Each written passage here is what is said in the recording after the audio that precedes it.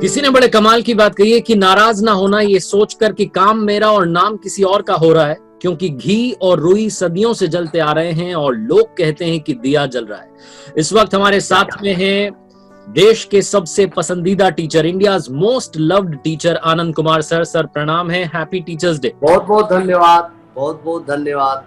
आपसे मैं बात करूं उससे पहले एक छोटा सा किस्सा शेयर करना चाह रहा हूं लोगों के साथ में कि पिछले साल 2019 में कार्यक्रम था, आनंद सर हमारे जयपुर पधारे थे, उस कार्यक्रम को मैं होस्ट कर रहा था और ओपन करने के बाद मैं बैक स्टेज चला गया था। जो मॉडरेटर मैम थी वो सर से बात कर रही थी, अचानक से मुझे बुलाया गया स्टेज पर और उन्होंने कहा कि आनंद सर आपके बारे में बात कर रहे हैं। तो आनंद सर ने, हजारों की भीड़ थी, उनके सामने बताया कि वो मेरी कहानियां पहले से देखते हैं और उनके जो बेटे हैं वो भी देखते हैं और उन्होंने बताया कि वो कहानियां बड़ी पसंद करते हैं। तो मेरे लिए तो मुझे लगता है कि रेडियो की मेरी जो अब तक की जर्नी रही है उसमें सबसे बड़ा लम्हा था। सर सबसे पहले तो आपका धन्यवाद है और आपसे आज मैं जानना चाहता हूँ आपकी जर्नी के बारे में। मेरी कहानियां लोगों ने सुनी है, लेकिन आपकी कहानी आपके ही अंदाज में अगर आज हो जाए। देखिए, सच बात है ये तो महज संजोग है और जो आपकी कहानियों की तरह ही जिंदगी होती है। मैं ये बात दिल से सभी सुनने वालों को बोल रहा है कि जिस तरह से कार्तिक जी कहानियां बोलते हैं वैसे ही जिंदगी होती है और फिल्मी होती है। जैसे ये कई दफा कहानी सुनाते, दो दोस्त थे, ऐसे गए, अचानक बीमार माँ के पास कोई आ गया, तो लगता है कि कहानी है, लेकिन नहीं। अगर दिल से आप प्रयास करेंगे तो सभी कहानियां सच्ची होंगी। एग्जाम्पल के लिए एक दिन ऐसे ही मैं फेसबुक देख रहा था, हालांकि फेसबुक पर उतना टाइम भी नहीं दे पाता हूँ, अपनी व्यस्तता है। तो इनका मैंने देखा बहुत लाइक है, बहुत व्यू है, देखा क्या सुनाते भाई, कौन है आरजे कार्तिक, देखा सुना, कहानी अच्छी लगी। अभी 5th क्लास में पढ़ता, उस समय क्लास 3rd में था, तो बच्चा उस समय से सुनने लगा और हर मंडे को बोलता था पापा कहानी आई सुनाइए। तो कहने का मेरा मतलब ये है ना कि कहानियों को सुनते सुनते मजा लेने लगा। जयपुर आया दैनिक भास्कर के प्रोग्राम में, तो मुझे इस बात का अंदाजा भी नहीं था कि वही व्यक्ति जिसकी मैं कहानी हमेशा सुनता हूँ मुलाकात होगी और ये मॉडरेटर के तौर पर थे। तो कहने का मतलब जिंदगी जो कहानियां है ना वो सच्ची कहानियां होती है। इसलिए दोस्तों, मेरी सबसे पहली गुजारिश है आपसे कि हर कहानियों को सच माने, उससे मोटिवेशन ले और आप देखिए कि आपके अच्छे दिन भी जरूर आएंगे, ऐसा आप सोचिए।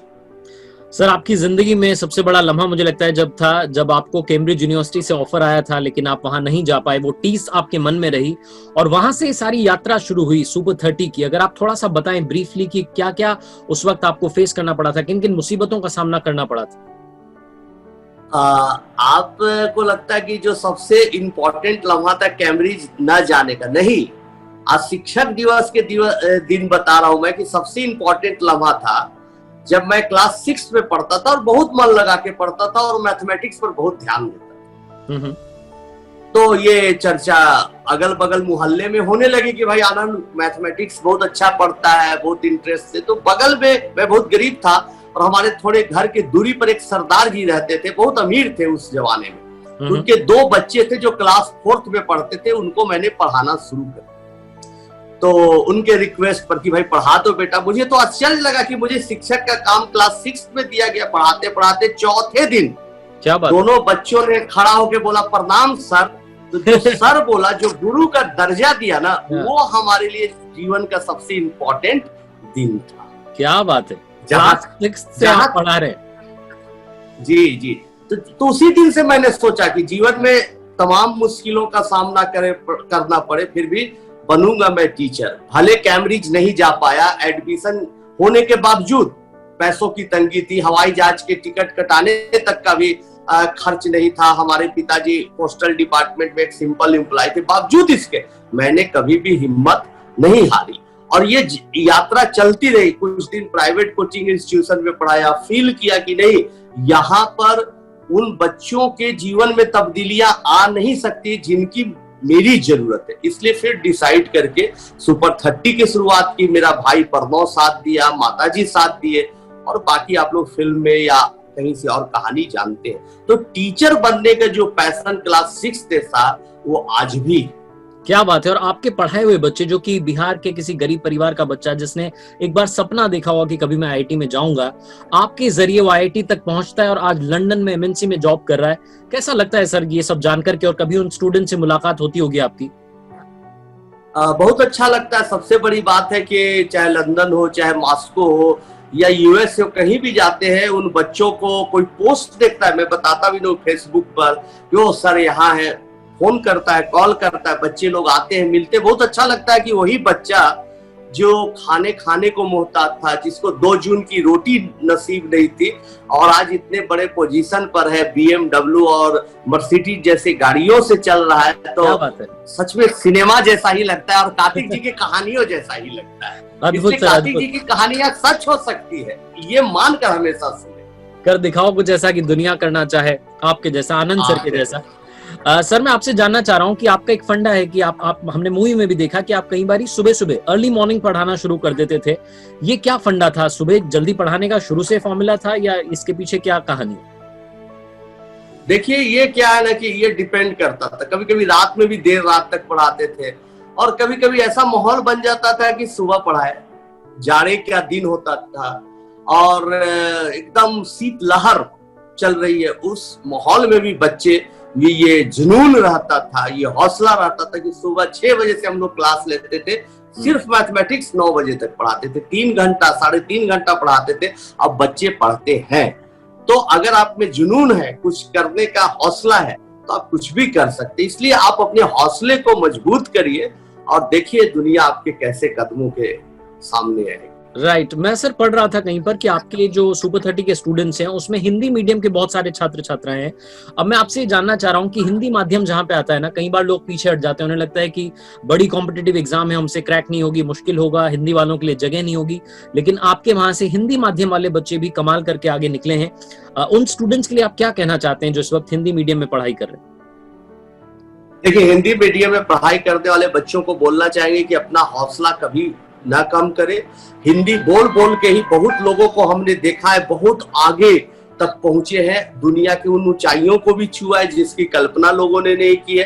तो अपनी भाषा को कभी भी हीन भावना के साथ मत बोलिए, गर्व के साथ बोलिए। हाँ, इंग्लिश जहां तक हो थोड़ा थोड़ा टाइम देके उसको सीखने का, समझने का प्रयास जरूर करिए, क्योंकि वो इंटरनेशनल लैंग्वेज है, उसके बगैर दुनिया नहीं चल सकती। लेकिन हिंदी में अगर आप अच्छे से अपने आप को व्यक्त कर सकते हैं तो हिंदी हमेशा गर्व और एकदम जोशो खरोश के साथ। राइट। मैं आपसे सर जानना चाहता हूं, आपका कौन सा सपना है जो अभी भी अधूरा है और कौन सा सपना है जो आनंद सर का पूरा हो चुका है? सपना हर साल कुछ न कुछ सपने पूरे होते हैं। बच्चे आईआईटी में जाते हैं तो लगता है हमारे अधूरे सपनों में वो बच्चे रंग भर रहे हैं। लेकिन अभी भी सपना है, मैं चाहता हूं कि हर हमारे दादाजी, बहुत इमोशनल बात बता रहा हूँ, हमारे दादाजी बहुत दुखी रहते थे, हमारे फादर बताते थे, इसलिए क्योंकि हमारे पिताजी अपने स्कूल में टॉप करते थे, गांव के स्कूल, और उनकी इच्छा थी कि बहुत आगे तक पढ़ाई करे, लेकिन उनकी पढ़ाई रुक गई और पोस्ट ऑफिस में नौकरी करनी पड़ी क्योंकि आर्थिक अभाव था। तो दादाजी को बड़ा दुख हुआ था। यही दुख हमारे पिताजी को हुआ जब वो चाहते हुए भी मुझे कैम्ब्रिज नहीं भेज सके धनाभाव के चलते। तो मेरा अगला जो है मिशन कि देश में ऐसी हालातें पैदा हो, ऐसी स्थिति पैदा हो कि किसी भी पिता को, किसी भी बाप को इस बात का कभी भी अफसोस न रहे कि पैसे के चलते हमारे बच्चे की पढ़ाई रुक गई। ऐसे व्यवस्था देश में हो, इसके लिए हम लोग अंतिम सांस तक प्रयास करते हैं।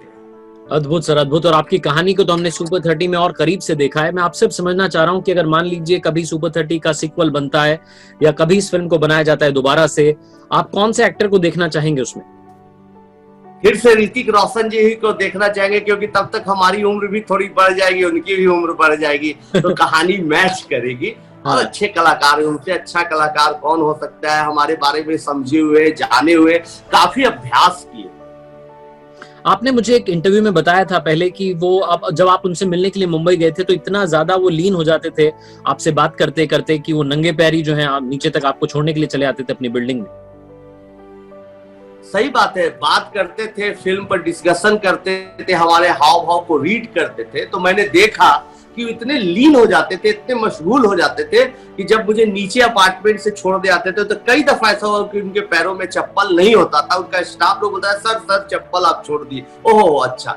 तो दोस्तों यही बात कार्तिक जी भी कहते हैं, जो भी मिशन में आप लगी एकदम फोकस्ड होके लगी, उसके साथ उसके अलावा आपको कुछ भी चीज दिखाई नहीं देनी चाहिए। इतना लीन हो जाइए उस पे, उस प्रोजेक्ट में उतना भीतर चले जाइए, सफलता जरूर मिलेगी। Absolutely sir. और जाते जाते मैं आपसे जानना चाह रहा हूँ, जितने इंजीनियरिंग एस्पिरेंट्स हैं, जितने भी स्टूडेंट्स हैं इस वक्त जो इस इंटरव्यू को देख रहे हैं, उनके लिए आनंद कुमार सर का क्या मैसेज होगा? हर चीज को गहराई से पढ़िए और उसके डेप्थ में जाइए। और ये ऐसा कब होगा? जब प्रेम होगा सब्जेक्ट से। प्रेम करिए, बिना मतलब का जबरदस्ती कोई काम नहीं करिए। जब प्रेम हो उस काम को करिए और बहुत अच्छे ढंग से करिए। अगर आप ऐसा करते हैं तो आने वाला कल आपका होगा और बहुत अच्छा होगा। आपकी इच्छा शक्ति दृढ़ होगी तो रास्ते अपने आप निकल जाएंगे। कितने घंटे पढ़ने चाहिए, कौन किताब पढ़नी चाहिए, गुरु सब मिल जाएगा। आप इस बात की जरूरत सिर्फ है कि आप तैयार करिए कि मुझे करना क्या है और जरूर करके दिखाना है। तो सर एक बार अगर आप मेरे साथ कह देते, कर दिखाओ कुछ ऐसा कि दुनिया करना चाहे आपके जैसा।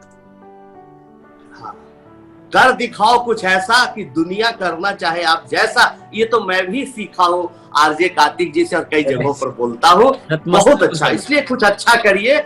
इससे बड़ी बात और क्या है कि भाई कार्तिक जी आपको कहते हैं अच्छा करिए, अच्छा करिए, आगे बढ़िए। अब अपने परिवार का, समाज का, देश का, पूरी दुनिया में नाम रोशन करिए।